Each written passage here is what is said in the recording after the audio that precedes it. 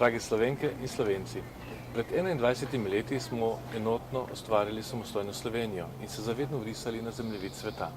Ustvarili smo državo, v kateri je svoboda posameznika najvišja vrednota.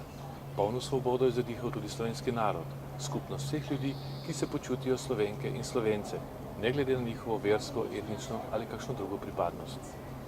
Besede človeka z vizijo, dr. Jožeta Pučnika, po izglasovanem plebiscitu decembra 1990, ko je dejal, Jugoslavije ni več, zdaj gre za Slovenijo, v doživljanju ključnih osamosvojitvenih dogodkov še danes živo odmevajo. Sledili so meseci temeljitih priprav na osamosvojitev. Demosova vlada je pripravila vse potrebno, da smo lahko razglasili slovensko samostojnost. Vendar je agresija jugoslovanske vojske hitro razblinila euforijo, ki je spremljala te zvezdne trenutke slovenske zgodovine. Slovenci smo se združili, kot še nikoli v svoji zgodovini, in se uprli agresorju. V vojni za Slovenijo smo zmagali na veličasten način, z malo žrtvami in malo gmotne škode. Z vidika vojaškega humanitarnega prava je bila ta zmaga čista kot solza. Zato gre vsem tedanjim voditeljem in veteranom vojne za Slovenijo moj globok poklon. Posebne časti in spomina pa so vredni vsi, ki so za svojo domovino Slovenijo dali največ, kar so imeli, svoje življenje. Drage državljanke in državljani, Slovenija ni bila najbolj uspešna pri reformah na poti v normalnost. Tranzicija šepala zlasti na področju gospodarstva, bančništva in sodstva. Kljub temu je Slovenija v mednarodnem merilu dosegla nekaj presežkov, ki zasenčijo slabosti tranzicije. Uspela se mednarodno uveljaviti, umestiti v Evropsko unijo in NATO ter uspešno predsedovati mogočni Evropski skupnosti.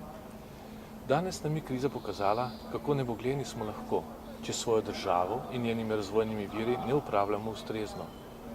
Vse tako kaže, da novi vladi uspeva reševanje mlade slovenske države pred bankrotom. Mi smo srečna generacija, ker smo ustvarili samostojno državo.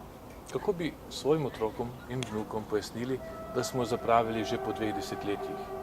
Drage Slovenke in Slovenci, ponovno smo pred pomembnim razvojnim mejnikom. Jeseni bomo na volitvah izbirali predsednika Republike Slovenije. Slovenska smer potrebuje nov veter, novo vizijo, novo dušo, da bo postala še bolj varna, še bolj solidarna, še bolj socialna, še bolj pravična, še bolj gospodarsko učinkovita. Le tako bomo lahko razvijali lastno kulturo, kakovost življenja, prostost in občutek nacionalne pripadnosti, dobre odnose s sosedi in ugled v Evropski zvezi. Drage Slovenke in Slovenci, državljanke in državljani, verjamem, da smo danes še zrelejši in še bolj izkušeni kot pred 2 desetletjema. Zato smo lahko samozavestnejši in bolj optimistični, še bolj združeni za prihodnost. Moje iskrene čestitke ob dnevu državnosti.